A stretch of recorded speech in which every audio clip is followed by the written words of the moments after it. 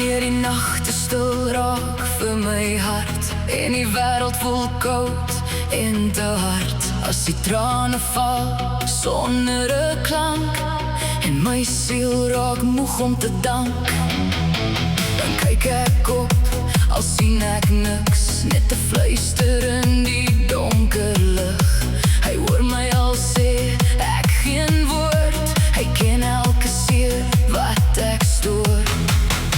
Jy hoef nie sterk te wees vandag, jy hoef nie alles self te dra.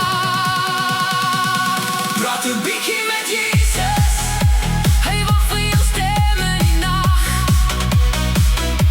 Al voel jy verlore en stukkend, hy hou jou nog steeds sag. Praat 'n bietjie met Jesus, hy luister na elke gebed. In die stiltes en storm van lewe is hy die